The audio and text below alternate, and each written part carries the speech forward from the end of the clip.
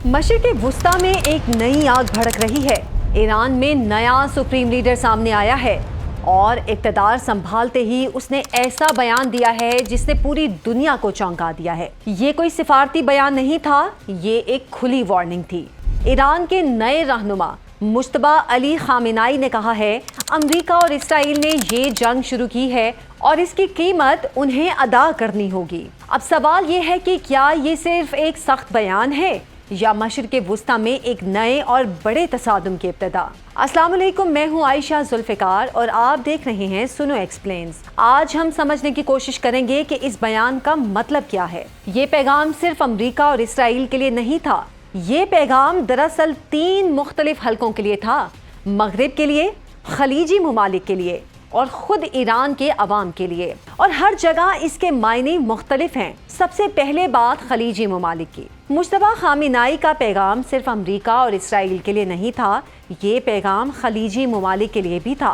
Saudi अरब, मुत्तहिदा अरब अमारात, Qatar, Bahrain, Kuwait, ये वो ममालिक हैं जहाँ अमरीकी फ़ौजी अड्डे मौजूद हैं।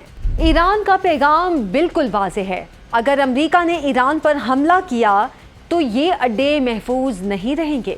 ये सिर्फ एक बयान नहीं, ये दरअसल एक स्ट्रेटेजिक वार्निंग है। यानी अगर जंग शुरू होती है तो उसका मैदान सिर्फ ईरान और इसराइल नहीं होगा, बल्कि पूरा खलीज का खित्ता बन सकता है। अब खलीजी ममालिक एक अजीब सूरत हाल में फंस गए हैं। एक तरफ अमेरिका है, उनका सबसे बड़ा इत्तेहादी, दूसरी तरफ ईरान है, उनका पड़ोसी, और पड़ोसी हमेशा रहता है।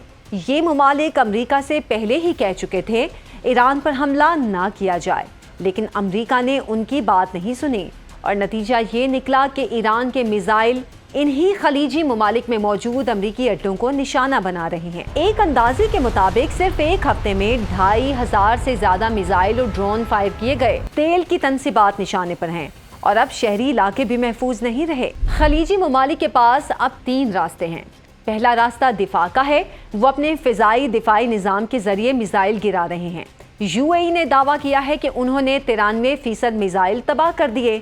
कतर ने कहा 89% मिसाइल रोके गए। लेकिन ये दिफा बहुत महंगा है, एक मिसाइल गिराने के लिए 2 या 3 मिसाइल फायर करने पड़ते हैं। ये सूरत हाल खलीजी ममालिक के दिफाई ज़खायर को तेजी से खत्म कर रही है। दूसरा रास्ता इक्तसादी दबाव का है। मसलन यूएई ईरान के अरबों डॉलर के असासे मुंजमद करने पर गौर कर रहा है। ये ईरान की मईशत पर दबाव डाल सकता है, लेकिन ये रास्ता भी आसान नहीं। तीसरा रास्ता सबसे खतरनाक है और वो है फौजी रद्द-ए-अमल। अगर खलीजी ममालिक ने बराह रास्त फौजी जवाब दिया तो वो खुद भी इस जंग का हिस्सा बन जाएंगे और फिर ये जंग पूरे खित्ते को अपनी लपेट में ले सकती है। अब एक और अहम सवाल, ईरान के अंदर इस सब का क्या असर पड़ेगा। आम तौर पर जब किसी मुल्क पर बैरूनी खतरा आता है तो कौम मुत्तहिद हो जाती है, लेकिन ईरान में सूरत हाल कुछ मुख्तलिफ है। गुज़श्ता बरसों में ईरान में बड़े मुजाहिरे हुए। औरत, जिंदगी, आज़ादी, तहरीक, इन मुजाहिरों में हज़ारों लोग मारे गए। कुछ अंदाजों के मुताबिक 12,000 अफराद हलाक हुए।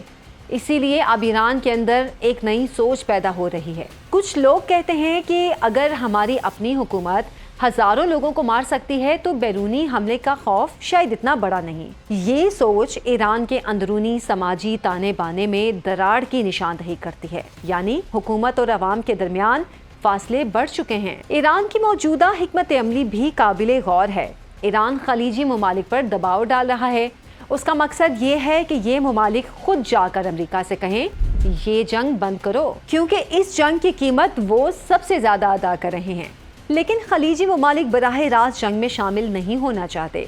मुत्तहिदा अरब अमारात के एक ओहदेदार ने कहा था, अमेरिका एक दिन यहाँ से चला जाएगा, लेकिन ईरान हमेशा हमारा पड़ोसी रहेगा। ये बयान दरअसल पूरे खित्ते की सियासी हकीकत को जाहिर करता है। यहाँ एक और अहम मसला है, आबनाए हुर्मुज़। दुनिया का तकरीबन 20% तेल इसी रास्ते से गुजरता है।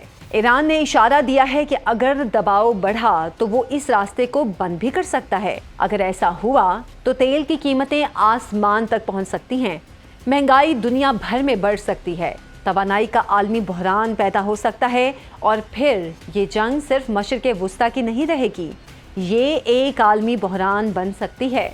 अब सबसे अहम सवाल, ये जंग कहाँ जाकर ख़त्म होगी। 4 मुमकिन रास्ते हैं। पहला रास्ता ईरानी हुकूमत का खात्मा, अमेरिका और इसराइल यही चाहते हैं। لیکن ایسا ہونا آسان نہیں لگتا۔ دوسرا راستہ، ایران ہتھیار ڈال دے۔ امریکہ یہ مطالبہ کر چکا ہے لیکن ایران نے اسے مسترد کر دیا ہے۔ تیسرا راستہ، لمبی اور تھکا دینے والی جنگ، ایسی جنگ جس میں دونوں فریق لڑتے رہیں، معیشتیں کمزور ہو جائیں اور دنیا مسلسل دباؤ میں رہے۔ چوتھا راستہ، جنگ بندی، جو شاید سب سے ممکنہ راستہ ہے۔ لیکن ایران نے جنگ بندی کے لیے 3 شرائط رکھی ہیں۔ ایران کے حقوق کو تسلیم کیا جائے، جنگ کے نقصان کا معاوضہ دیا جائے اور مستقبل میں حملے نہ کرنے کی ضمانت دی جائے۔ اب تک امریکہ نے ان شرائط کو قبول نہیں کیا۔ مشرق وسطیٰ کی سیاست اس وقت ایک خطرناک موڑ پر کھڑی ہے۔